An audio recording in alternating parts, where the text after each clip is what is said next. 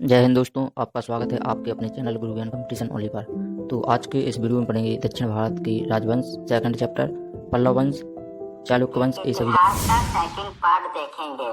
इससे पिछली वीडियो में हमने दक्षिण भारत के इतिहास का फर्स्ट पार्ट देखा था, जिसमें हमने संगम काल के बारे में पढ़ा था। अगर आपने उस वीडियो को नहीं देखा तो हिस्ट्री की प्लेलिस्ट में जाकर जरूर देख लेना। आज की इस वीडियो में हम दक्षिण भारत के इतिहास का सेकंड पार्ट देखेंगे। पहले हम पूरी थ्योरी को अच्छे से पढ़ेंगे और लास्ट में प्रीवियस ईयर क्वेश्चन भी कवर करेंगे। तो पहले आप वीडियो को पूरा अंत तक देखें और लास्ट में प्रीवियस ईयर क्वेश्चन जरूर अटेम्प्ट करें। तो चलिए बिना देरी किए हुए वीडियो को शुरू करते हैं। तो चलिए वीडियो की शुरुआत करते हैं। तो इसे पिछली वीडियो में मैंने आपको बताया था कि जो दक्षिण भारत का इतिहास है, इसे दो भागों में विभाजित किया गया है। पहला संगम काल और दूसरा दक्षिण भारत के अन्य राजवंश। तो संगम काल में मैंने आपको चेर वंश, चोल वंश और पांड्य वंश के बारे में पढ़ाया था। आज हम जो दक्षिण भारत के अन्य राजवंश हैं, उनके बारे में पढ़ेंगे। तो दक्षिण भारत के अन्य प्रमुख राजवंशों में मुख्यतः चार वंश हैं: पल्लव वंश, चालुक्य वंश, राष्ट्रकूट वंश और चोल वंश। चोल वंश हमने काल में भी पढ़ा था। मैंने आपको बताया था कि दोबारा 9वीं शताब्दी में फिर से चोल राजाओं का उदय होता है। तो देखिए, पल्लव वंश, चालुक्य वंश। तो जो चालुक्य वंश है, इसकी आगे तीन शाखाएं हैं: वातापी चालुक्य, वेंगी चालुक्य और कल्याणी चालुक्य। उसके बाद राष्ट्रकूट वंश और चोल वंश। तो जो दक्षिण भारत का इतिहास है, ये काफी कॉम्प्लिकेटेड है, मतलब कि काफी उलझा हुआ इतिहास है। तो आज के इस वीडियो में हम पल्लव वंश और चालुक्य वंश की जो तीनों शाखाएं हैं, यानी कि वातापी चालुक्य, वेंगी चालुक्य और कल्याणी चालुक्य के बारे में पढ़ेंगे।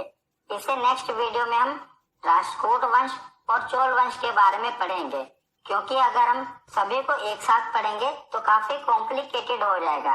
इसीलिए पहले हम पल्लव वंश और चालुक्य वंश की तीनों शाखाओं को आज कवर कर लेंगे। नेक्स्ट वीडियो में हम राष्ट्रकूट वंश और चोल वंश के बारे में पढ़ेंगे। तो अगर आप मैप में देखें तो ये देखिए, ये है पल्लव वंश, जो कि आंध्र प्रदेश वाला एरिया है। इसमें आप देख रहे हैं, यह है राष्ट्रकूट वंश, यहाँ पर शासन था। और बाकी का ये तीनों हैं जो कि चालुक्य वंश की तीनों शाखाएं हैं। पहला है वातापी चालुक्य। तो जिन चालुक्यों ने वातापी को अपनी राजधानी बनाया, वो कहलाए वातापी चालुक्य। दूसरे हैं कल्याणी चालुक्य। तो जिन्होंने कल्याणी को अपनी राजधानी बनाया, वो कहलाए कल्याणी चालुक्य। और तीसरे हैं वेंगी चालुक्य। जिन्होंने वेंगी को अपनी राजधानी बनाया, वो कहलाए वेंगी चालुक्य। तो चालुक्यों की तीन शाखाएं हैं: वातापी चालुक्य, कल्याणी चालुक्य और वेंगी चालुक्य। और बीच में है ये राष्ट्रकूट वंश, जिसके बारे में हम अगली वीडियो में पढ़ेंगे। और नीचे ये जो आंध्र प्रदेश वाला एरिया है, वो है पल्लव वंश। और उसके नीचे जो केरल वाला एरिया है, ये है चोल वंश। तो चोल वंश और राष्ट्रकूट वंश के बारे में हम नेक्स्ट वीडियो में देखेंगे। अभी हम देखते हैं पल्लव वंश के बारे में। तो पल्लव वंश का इतिहास 575 ईस्वी से लेकर 897 ईस्वी तक रहा है। तो पल्लव वंश के संस्थापक कौन थे? सिंह विष्णु इसके संस्थापक थे। और पल्लव वंश की राजधानी कौन सी थी? तो कांची या कांचीपुरम, जो कि वर्तमान में तमिलनाडु में है, जिसकी राजधानी हुआ करती थी। और पल्लव वंश की राजभाषा कौन सी है? तो संस्कृत पल्लव वंश की राजभाषा हुआ करती थी। तो सबसे पहले देखते हैं पल्लव वंश के संस्थापक सिंह विष्णु के बारे में। इनका शासनकाल 575 ईस्वी से लेकर 600 ईस्वी तक रहा था। तो सिंह विष्णु वैष्णव धर्म के अनुयायी थे। तो ज्यादातर जो दक्षिण भारत के राजा थे ना, ये दो ही धर्म के अनुयायी हुआ करते थे, या तो वैष्णव धर्म या शैव धर्म। तो वैष्णव धर्म यानी कि जो भगवान विष्णु के उपासक थे, और शैव धर्म जो भगवान भोले शंकर के उपासक हुआ करते थे। तो ज्यादातर दक्षिण भारत के राजा दो ही धर्म के अनुयायी हुआ करते थे। तो जो सिंह विष्णु थे ये वैष्णव धर्म के अनुयायी थे और सिंह विष्णु के दरबार में भारवी नाम का लेखक रहा करता था। कीर्ता अर्जुनियम की रचना की थी। इम्पोर्टेंट है, याद रखिएगा कि कीर्ता अर्जुनियम ग्रंथ की रचना किसने की थी? भारवी, जो कि सिंह विष्णु के दरबार का लेखक था। उसके बाद है कि सिंह विष्णु के ही शासन काल में मामलपुर में वराह मंदिर का निर्माण हुआ था। वेरी इंपॉर्टेंट, अभी पूछा भी जाता है कि तमिलनाडु में जो मामलपुर में वराह मंदिर है इसका निर्माण किसके शासन काल में हुआ था? तो सिंह विष्णु के शासन काल में हुआ था। और सिंह विष्णु एक महान प्रतापी शासक था जिसने चेर, चोल और पांड्य वंश के राजाओं को युद्ध में पराजित किया था। तो ये था सिंह विष्णु के बारे में। अब हम आगे देखते हैं इसके अगले शासक महेंद्र वर्मन प्रथम। तो देखिए, वैसे तो दक्षिण भारत के इतिहास में देखें तो बहुत से राजा हुए थे, तो हमें सभी तो नहीं पढ़ने। तो मैं आपको जो महत्वपूर्ण राजा है ना, जो कि प्रीवियस ईयर में पूछे गए हैं, उन्हीं के बारे में पढ़ाऊंगा। मतलब कि हमें सब नहीं पढ़ना, सब याद भी आप नहीं रख पाओगे। तो जो एग्जाम में पूछा जाता है बस हम उतना ही पढ़ेंगे, इतना ही आपको याद रखना है। अगर आप सबके बारे में पढ़ेंगे तो एक एक वंश में बहुत से राजा हुए हैं, आप सबको याद नहीं रख पाओगे। तो इससे अच्छा है कि जो प्रीवियस ईयर में पूछे गए हैं वही पढ़ लीजिए। अगर उससे बाहर भी आए तो आप कितने राजाओं को याद करोगे? तो ज्यादातर जो इम्पोर्टेंट राजा हैं वो मैंने कवर किए हैं प्रीवियस ईयर क्वेश्चन को देखकर। तो ये सभी राजा इम्पोर्टेंट हैं। तो सिंह विष्णु के बाद उनका पुत्र महेंद्र वर्मन प्रथम अगला शासक बना पल्लव वंश का। तो सिंह विष्णु के बाद उसका पुत्र महेंद्र वर्मन प्रथम अगला शासक बना। और महेंद्र वर्मन एक महान कवि एवं संगीतज्ञ था। तो एक महान कवि था और इसने मत्त विलास प्रहसन नामक हास्य ग्रंथ की रचना की थी, जो कि पल्लव काल की प्रमुख रचना है। बहुत बार एग्जाम में पूछा गया है कि मत्त विलास प्रहसन ये किसकी रचना है? तो ये महेंद्र वर्मन प्रथम की रचना है, याद रखिएगा। और शुरुआत में जो ये महेंद्र वर्मन प्रथम था ये जैन धर्म का अनुयायी था और बाद में तमिल संत अप्पर के प्रभाव में आकर इसने शैव धर्म अपना लिया था। पहले ये जैन धर्म का अनुयायी था पर बाद में इसने शैव धर्म अपना लिया था। और महेंद्र वर्मन के शासन काल में चालुक्य नरेश पुलकेशिन द्वितीय ने आक्रमण किया था और पल्लव शासक महेंद्र वर्मन को युद्ध में पराजित कर दिया था। आगे हम पढ़ेंगे चालुक्य वंश के बारे में। तो चालुक्य वंश का एक शासक था पुलकेशिन द्वितीय, उसने महेंद्र वर्मन प्रथम को हरा दिया था और यहीं से पल्लवों और चालुक्यों के बीच में युद्ध की शुरुआत हुई थी। आगे हम देखेंगे कि पुलकेशिन द्वितीय ने महेंद्र वर्मन को हरा दिया था। तो ये जो महेंद्र वर्मन था ये किससे हार गया था? पुलकेशिन द्वितीय से। और यहीं से क्या हुआ था कि पल्लवों और चालुक्यों के बीच में युद्ध की शुरुआत हो गई थी। तो महेंद्र वर्मन के बाद अगला शासक बना नरसिंह वर्मन प्रथम। तो पूरे पल्लव वंश का सबसे शक्तिशाली शासक नरसिंह वर्मन प्रथम था। इसने चालुक्य शासक पुलकेशिन द्वितीय को युद्ध में पराजित कर दिया। अभी हमने पीछे पढ़ा था ना कि इसके पिता थे महेंद्र वर्मन प्रथम, उनको पुलकेशिन द्वितीय ने पराजित कर दिया था। उनका बदला इनके पुत्र ने ले लिया, नरसिंह वर्मन प्रथम ने। इसने क्या किया कि पुलकेशिन द्वितीय को युद्ध में हरा दिया और उसकी राजधानी थी वातापी। उसको जीतकर नरसिंह वर्मन ने वातापी कोंड की उपाधि धारण की। कोंड यानी कि विजेता। तो वातापी को इसने जीता, इसीलिए इसने उपाधि धारण की वातापी कोंड। इसके पिता को पुलकेशिन द्वितीय ने हराया था और इसने पुलकेशिन द्वितीय को ही हरा दिया। और महाबलीपुरम के जो रथ मंदिर है उनका निर्माण नरसिंह वर्मन प्रथम ने ही करवाया था। वेरी वेरी इंपॉर्टेंट, कई बार एग्जाम में पूछा गया है कि महाबलीपुरम के रथ मंदिरों का निर्माण किसने करवाया था? तो महाबलीपुरम के रथ मंदिरों का निर्माण किसने करवाया था? नरसिंह वर्मन प्रथम ने करवाया था। याद रखिएगा, ये इम्पोर्टेंट है। ज्यादातर एग्जाम में तो ये पूछा जाता है कि जो महाबलीपुरम के रथ मंदिर हैं इसका निर्माण किस वंश ने करवाया? तो पल्लव वंश ने करवाया। अगर शासक पूछ लिया जाए तो शासक है नरसिंह वर्मन प्रथम। अगर वंश पूछा जाए तो वंश है पल्लव वंश, याद रखिएगा। उसके बाद अगला महत्वपूर्ण शासक बना पल्लव वंश का नरसिंह वर्मन द्वितीय। इसका शासनकाल शांति का शासनकाल माना जाता है, क्योंकि इसने कोई ज्यादातर युद्ध नहीं किया, इसीलिए इसका जो शासनकाल रहा ये शांति का शासनकाल माना जाता है। और इसके शासनकाल में स्थापत्य कला का भरपूर विकास देखने को मिला है। और इसके शासनकाल में जो एक मंदिर बना है, जो कि आपके एग्जाम में बहुत बार पूछा गया है, उसका नाम है कैलाशनाथ मंदिर, जिसे राज सिद्धेश्वर मंदिर भी कहा जाता है। कैलाशनाथ मंदिर को ही राज सिद्धेश्वर मंदिर कहा जाता है। और कई बार एग्जाम में आपसे पूछा गया है कि राज सिद्धेश्वर मंदिर या कैलाशनाथ मंदिर किसने बनवाया था? तो ये नरसिंह वर्मन द्वितीय ने बनवाया था। पीछे हमने देखा कि जो महाबलीपुरम के रथ मंदिर है वो नरसिंह वर्मन प्रथम ने बनवाया, पर जो नरसिंह वर्मन द्वितीय है इसने कैलाशनाथ मंदिर का निर्माण करवाया था। एक बार आप इसको रिवीजन कर लेना, नोट कर लेना, ताकि आपको ये भूले ना, इम्पोर्टेंट है। महाबलीपुरम के मंदिर नरसिंह वर्मन प्रथम ने बनवाया, कैलाशनाथ मंदिर नरसिंह वर्मन द्वितीय ने बनवाया। और इस नरसिंह वर्मन द्वितीय के दरबार में संस्कृत के प्रसिद्ध कवि दंडिन रहा करते थे। तो आपसे एग्जाम में पूछा जाता है कि दंडिन किसके दरबार में रहते थे? तो ये नरसिंह वर्मन द्वितीय के दरबार में रहते थे। और दंडिन की एक रचना आपसे पूछी जाती है, इसका नाम है देश कुमार चरित। देश कुमार चरित ग्रंथ की रचना किसने की थी? तो दंडिन ने की थी देश कुमार चरित की रचना।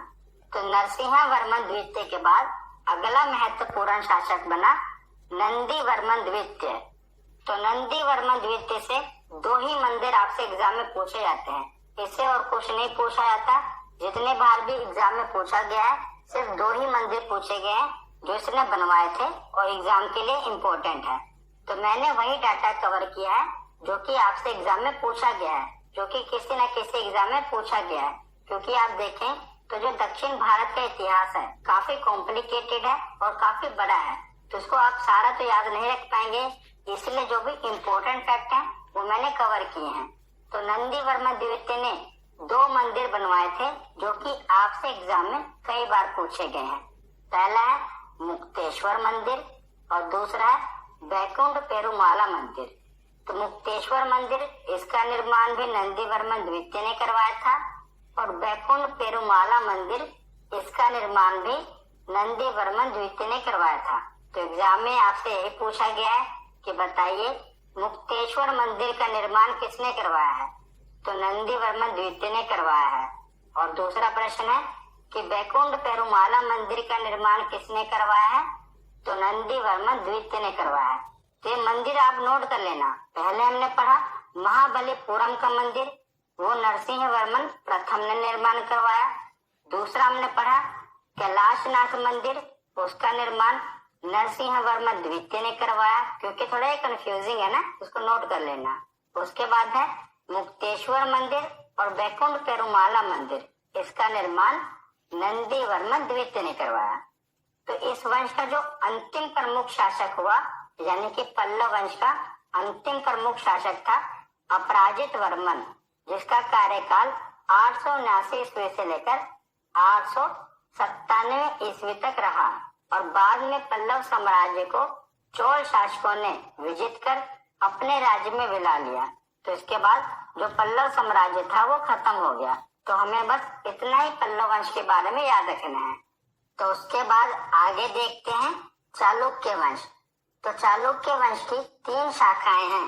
मैंने आपको बताया था वातापी चालुक्य, कल्याणी चालुक्य और वेंगी चालुक्य। तो जिसने वातापी को अपनी राजधानी बनाया वो वातापी चालुक्य कहलाए, जिसने वेंगी को अपनी राजधानी बनाया वो वेंगी चालुक्य कहलाए, और जिसने कल्याणी को अपनी राजधानी बनाया वो कल्याणी चालुक्य कहलाए। और ये भी पूछा जाता है कि कौन सा पूर्वी चालुक्य है, कौन से पश्चिमी चालुक्य हैं और कौन से प्राचीन चालुक्य हैं। तो देखिए जो ये वाला एरिया देख रहे हैं ना वातापी चालुक्य का, इन्हें प्राचीन चालुक्य कहा जाता है, क्योंकि सबसे पहले चालुक्य वंश की स्थापना इन्होंने ही की थी, इसीलिए इन्हें प्राचीन चालुक्य कहा जाता है। किसे? वातापी चालुक्य को। उसके बाद जो पूर्व में आप देख रहे हैं ना आंध्र प्रदेश के एरिया में, ये है वेंगी चालुक्य, इन्हें पूर्वी चालुक्य कहा जाता है। वैसे भी आप मैप में देखेंगे तो ये पूर्व में है, इन्हें पूर्वी चालुक्य कहा जाता है। और जो ये है कल्याणी चालुक्य, इन्हें पश्चिमी चालुक्य कहा जाता है। तो पूर्वी चालुक्य है वेंगी चालुक्य, पश्चिमी चालुक्य है कल्याणी चालुक्य, और वातापी चालुक्य को प्राचीन चालुक्य कहा जाता है। तो ये भी एग्जाम में पूछा गया है, इसीलिए याद रखिएगा। सबसे पहले देखते हैं वातापी या बादामी चालुक्य, जिन्हें प्राचीन चालुक्य कहा जाता है। तो इस वंश के संस्थापक जयसिंह थे, जिनकी राजधानी वातापी थी, इसीलिए इसे वातापी चालुक्य कहा जाता है। तो इन्होंने बस स्थापना ही की थी। इनके प्रमुख शासक देखा जाए तो पुलकेशिन प्रथम थे, जिन्होंने मतलब इसको आगे बढ़ाया, पर स्थापना किसने की थी? जयसिंह प्रथम ने। तो इस वंश का सबसे प्रतापी शासक हुआ था पुलकेशिन द्वितीय। इससे पहले एक और शासक थे पुलकेशिन प्रथम, जो इसके संस्थापक वास्तविक संस्थापक माने जाते हैं, मतलब कि उन्होंने इस वंश को आगे बढ़ाया था। पर जो प्रमुख शासक था, सबसे प्रतापी शासक था, वो था पुलकेशिन द्वितीय। तो ज्यादातर एग्जाम में जितने भी बार वातापी चालुक्य से प्रश्न बना है, सिर्फ पुलकेशिन द्वितीय से ही प्रश्न बना है, इसीलिए हम पुलकेशिन द्वितीय के बारे में ही पढ़ेंगे। इसके बहुत से राजा हुए, पर अगर आप एग्जाम में देखेंगे तो ज्यादातर 90% क्वेश्चन सिर्फ पुलकेशिन द्वितीय से ही बने हैं, इसीलिए हम पुलकेशिन द्वितीय के बारे में पढ़ेंगे। तो पुलकेशिन द्वितीय इस वंश का सबसे महान शासक हुआ था। इसने पश्चिमी गंग वंश, कदम्ब वंश और पुष्यभूति वंश के शासक हर्षवर्धन को पराजित कर परमेश्वर की उपाधि धारण की थी। Very very important. पुलकेशिन द्वितीय ने हर्षवर्धन को भी पराजित किया था, एग्जाम में पूछा गया है। उसके बाद इसने परमेश्वर की उपाधि धारण की थी। और पुलकेशिन द्वितीय ने वेंगी, जो कि आंध्र प्रदेश का इलाका है, उसे जीतकर अपने भाई विष्णुवर्धन को वहां का शासन नियुक्त किया था, और इसी के साथ वेंगी के चालुक्यों की नींव रखी थी। तो मैंने आपको बताया था ना कि एक है वातापी चालुक्य, जिन्होंने वातापी को अपनी राजधानी बनाया। दूसरे थे वेंगी चालुक्य, जिन्होंने वेंगी को अपनी राजधानी बनाया था। तो पुलकेशिन द्वितीय ने ही वेंगी को जीता था, और उसके बाद इसने अपने छोटे भाई को यानी कि विष्णुवर्धन को वहां का शासन नियुक्त कर दिया। तो वहीं से वेंगी के चालुक्यों की नींव रखी गई। तो आगे हम पढ़ेंगे वेंगी के चालुक्यों के बारे में, पर पहले आप जान लीजिए कि जो वेंगी वाला इलाका था वो भी पुलकेशिन द्वितीय ने ही जीता था, और उसके बाद इसने अपने भाई को वहां का राज्य सौंप दिया, और वहां पर फिर वेंगी के चालुक्यों की नींव रखी गई। तो उसके बाद आगे देखते हैं। तो पुलकेशिन द्वितीय ने अपने शासनकाल में पल्लव वंश पर आक्रमण करा, और पल्लव वंश के शासक महेंद्र वर्मन प्रथम को युद्ध में पराजित किया।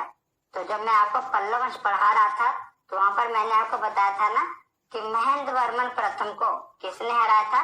पुलकेशिन द्वितीय ने हराया था। पर बाद में मैंने आपको बताया था कि महेंद्र वर्मन प्रथम का पुत्र था नरसिंह वर्मन प्रथम। इसने क्या किया था? इसने पुलकेशिन द्वितीय को हरा दिया था और अपने पिता की हार का बदला ले लिया था। तो इसका बदला इसके पुत्र नरसिंह वर्मन प्रथम ने लिया था, और पल्लव वंश का महाप्रतापी शासक नरसिंह वर्मन प्रथम ने इसी पुलकेशिन द्वितीय को श्रीलंका के राजा के साथ मिलकर पराजित कर दिया था, और उसकी राजधानी बादामी, जिसे वातापी कहते हैं, उस पर कब्जा कर लिया। और विजय के बाद नरसिंह वर्मन प्रथम ने वातापी कौन यानी कि वातापी का विजेता इसकी उपाधि धारण की थी। तो मैंने आपको पीछे भी बताया था। अब हम पुलकेशिन द्वितीय के बारे में पढ़ रहे हैं, तो यहाँ पर भी हम इसके बारे में पढ़ेंगे कि इसको हराया किसने था और पुलकेशिन द्वितीय ने किसको हराया था। तो पुलकेशिन द्वितीय ने महेंद्र वर्मन प्रथम को हराया था, और उसके पुत्र नरसिंह वर्मन प्रथम ने पुलकेशिन द्वितीय को हरा दिया। और कौन सी उपाधि धारण की? वातापी कौन की उपाधि धारण की, क्योंकि इसकी राजधानी पर उसने कब्जा कर लिया था, तो वातापी को वो जीत गया था, इसलिए वो कहलाया वातापी कौन। उसके बाद देखते हैं तो पुलकेशिन द्वितीय के बारे में जो हमें जानकारी मिलती है ये कहाँ से मिलती है, ऐहोल अभिलेख से मिलती है। बहुत बार एग्जाम में पूछा गया है, वेरी वेरी इंपॉर्टेंट, कि पुलकेशिन द्वितीय के बारे में जानकारी कहाँ से मिलती है, ऐहोल अभिलेख से मिलती है। और जो ये ऐहोल अभिलेख है ये संस्कृत भाषा में लिखा गया है, जिसकी रचना रवि कीर्ति ने की थी। और ये रवि कीर्ति कौन थे, तो ये पुलकेशिन द्वितीय के राजकीय कवि थे। इन्होंने ही ऐहोल अभिलेख की रचना की थी, जो कि संस्कृत भाषा में है। और इस वंश का अंतिम शासक कौन हुआ, तो उसका नाम था कीर्तिवर्मन द्वितीय। वो वातापी चालुक्य वंश का सबसे अंतिम शासक था, जिसे दंती दुर्ग ने पराजित कर दिया था और राष्ट्रकूट वंश की स्थापना की थी।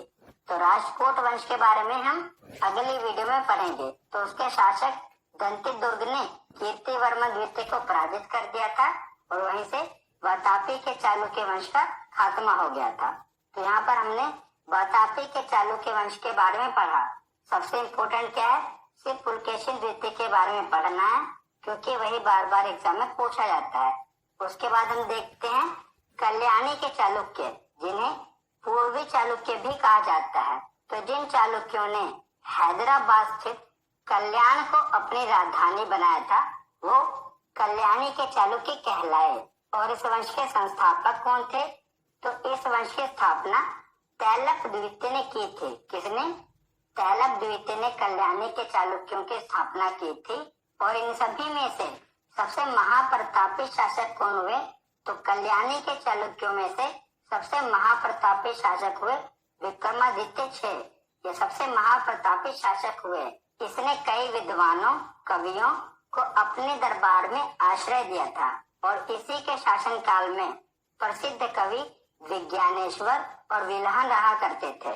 तो कई बार एग्जाम में पूछा गया है कि विज्ञानेश्वर और विल्हन ये किसके दरबारी हुआ करते थे, तो ये विक्रमादित्य 6 के दरबारी हुआ करते थे, जो कि कल्याणी के चालुक्य का सबसे महाप्रतापी शासक था। तो जितने भी शासक हुए कल्याणी के चालुक्य के, उसमें से सबसे महान और प्रतापी शासक था विक्रमादित्य षष्ठ, यानी कि विक्रमादित्य 6। तो इसके शासन काल में प्रसिद्ध कवि विज्ञानेश्वर और विल्हन रहा करते थे। तो इनकी रचनाएं पूछी जाती है। तो विल्हन की रचना थी विक्रमांक चरित्र। तो विक्रमादित्य के ऊपर रचना की थी विक्रमांक चरित्र। और दूसरे थे विज्ञानेश्वर, तो इनकी रचना भी पूछी जाती है। इन्होंने मिताक्षरा नामक ग्रंथ की रचना की थी, जो कि हिंदू धर्म से संबंधित है। तो आपसे पूछा गया है कि मिताक्षरा की रचना किसने की, जो कि हिंदू धर्म से संबंधित है, तो इसकी रचना की थी विज्ञानेश्वर ने। तो विल्हन और विज्ञानेश्वर ये दोनों किसके दरबारी थे, विक्रमादित्य 6 के दरबारी थे। तो इस वंश का अंतिम शासक कौन था, तो इस वंश का अंतिम शासक हुआ था सोमेश्वर चतुर्थ, याद रखिएगा। तो कल्याणी के चालुक्य में हमने क्या पढ़ा कि जिन चालुक्यों ने हैदराबाद स्थित कल्याण को अपनी राजधानी बनाया वो कल्याणी के चालुक्य कहलाए। और इस वंश की स्थापना तैलप द्वितीय ने की। और सबसे महान शासक कौन हुए, विक्रमादित्य 6, जिनके 2 कवि थे विल्हन और विज्ञानेश्वर। विल्हन की रचना थी विक्रमांक चरित्र और विज्ञानेश्वर की रचना थी मिताक्षरा, जो कि हिंदू धर्म से संबंधित है। और इस वंश के अंतिम शासक हुए सोमेश्वर चतुर्थ। तो उसके बाद देखते हैं वेंगी के चालुक्य, जिन्हें पूर्वी चालुक्य कहा जाता है।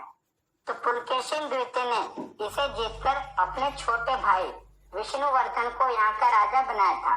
तो मैंने पीछे आपको पढ़ाया था ना कि जो पुलकेशिन द्वितीय था वातापी चालुक्य का सबसे महान शासक, उसने क्या किया था, वेंगी को जीतकर अपने भाई को यहाँ का शासक बना दिया था। किसको, विष्णुवर्धन को। तो यहाँ का संस्थापक बन गया और इसने अपनी राजधानी वेंगी को बनाया, इसीलिए इसे वेंगी के चालुक्य कहा जाता है। और इसी विष्णुवर्धन की पत्नी आयना महादेवी ने विजयवाड़ा में जैन मंदिरों का निर्माण करवाया था।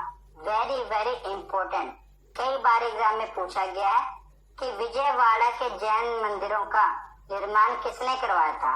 तो इसका निर्माण विष्णुवर्धन की पत्नी आयना महादेवी ने करवाया था। और इस वंश का सबसे महाप्रतापी शासक कौन हुआ? तो उसका नाम था विजयादित्य तृतीय। इसने स्वयं को दक्षिणापथ का सबसे महानतम शासक घोषित किया था। किसने? विजयादित्य तृतीय ने अपने आप को दक्षिणापथ का सबसे महानतम शासक घोषित किया था। तो ये जो वेंगी का चालुक्य वंश था, इसमें कोई ज्यादा महान शासक नहीं हुआ। तो ये सबसे कमजोर शाखा थी चालुक्यों की। जितने भी हमने 3 शाखाएं पढ़ी है ना, उसमें से सबसे कमजोर शाखा थी वेंगी के चालुक्य। इसमें कोई ज्यादातर महान शासक देखने को नहीं मिला। तो हमने वेंगी के चालुक्य में क्या पढ़ा कि पुलकेशिन द्वितीय ने इसे जीतकर अपने छोटे भाई विष्णुवर्धन को इसे सौंप दिया था। तो विष्णुवर्धन यहाँ का संस्थापक कहलाया। उसने वेंगी को अपनी राजधानी बनाया, इसीलिए इसे वेंगी का चालुक्य कहा जाता है। और पूर्वी चालुक्य भी इसे कहते हैं। और विष्णुवर्धन की पत्नी आयना महादेवी ने विजयवाड़ा में जैन मंदिरों का निर्माण करवाया था, जो कि आपके लिए इम्पोर्टेंट है।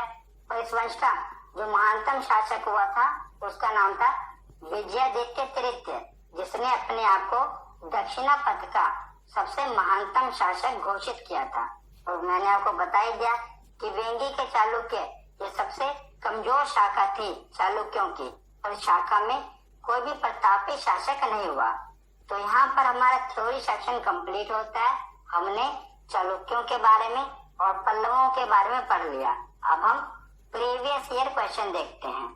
तो पहला प्रश्न है कि ऐहोल प्रशस्ति का रचयिता रवि कीर्ति किस चालुक्य शासक का दरबारी कवि था? तो मैंने आपको बताया था कि जो ऐहोल अभिलेख है, इससे किसके बारे में जानकारी मिलती है? तो पुलकेशिन द्वितीय के बारे में जानकारी मिलती है। ऑप्शन बी इसका सही जवाब होगा। अगला प्रश्न है सूची 1 को सूची 2 से सम्मिलित कीजिए। तो सूची 1 में राज्य और राजवंश दिए हुए हैं और सूची 2 में उनकी राजधानी दी हुई है। तो आपको बताना है कि कौन से राज्य की कौन सी राजधानी थी। तो पहला है प्राचीनतम चालुक्य। तो मैंने आपको बताया था कि प्राचीनतम चालुक्य वंश कौन सा था? वातापी चालुक्य। तो वातापी चालुक्य की राजधानी कौन सी थी? तो वातापी बादामी लिखा हुआ है। तो वातापी चालुक्यों की राजधानी वातापी ही थी, जो कि वर्तमान में कर्नाटक में है। दूसरा है पूर्वी चालुक्य। तो पूर्वी चालुक्य मैंने आपको बताया था वेंगी वाले चालुक्य थे, तो इनकी राजधानी है वेंगी। वैसे भी आंध्र प्रदेश पूर्व की ओर है। और तीसरे हैं पश्चिमी चालुक्य। तो पश्चिमी चालुक्यों की राजधानी कल्याणी थी। ये तो आमने सामने ही दिए हुए हैं। तो ऑप्शन ए इसका सही जवाब होगा। ए का 1, बी का 2 और सी का 3। अगला प्रश्न है कि सूची 1 को सूची 2 से सम्मिलित कीजिए। तो सूची 1 में राज्य दिए हुए हैं और सूची 2 में उनके संस्थापक दिए हुए हैं। तो आपको इसका मेल करना है। तो पहला है वातापी के चालुक्य। तो वातापी के चालुक्य के संस्थापक कौन थे? तो जयसिंह इसके संस्थापक थे। दूसरा है वेंगी के चालुक्य। तो छोटे भाई को सौंपा था, उसका नाम क्या था? विष्णुवर्धन। तीसरा है कल्याणी के चालुक्य। तो कल्याणी के चालुक्य के संस्थापक कौन थे? तैलप द्वितीय थे। और चौथा है कांची के पल्लव, यानी कि पल्लव वंश के संस्थापक कौन थे? तो सिंह विष्णु। ये भी आमने सामने ही दिया हुआ है, यानी कि ऑप्शन ए इसका सही जवाब होगा। ए का 1, बी का 2, सी का 3 और डी का 4। अगला प्रश्न है कि किस चालुक्य शासक ने थानेश्वर व कन्नौज के महान शासक हर्षवर्धन को नर्मदा के तट पर परास्त किया और उसे दक्षिण में बढ़ने से रोका?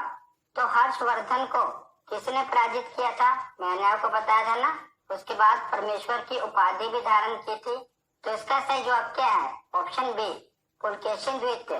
पुलकेशिन द्वितीय ने हर्षवर्धन को पराजित किया था और परमेश्वर की उपाधि भी धारण की थी।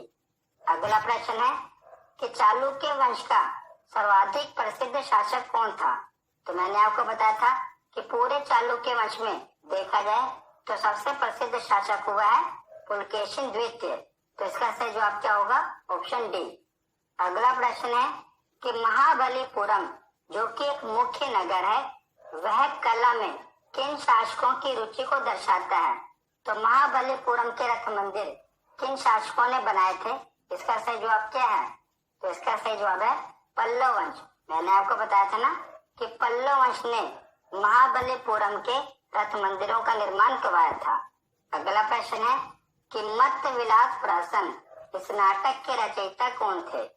तो मत्त विलास प्रहसन इस नाटक के रचयिता थे महेंद्र वर्मन प्रथम। ऑप्शन ए इसका सही जवाब होगा।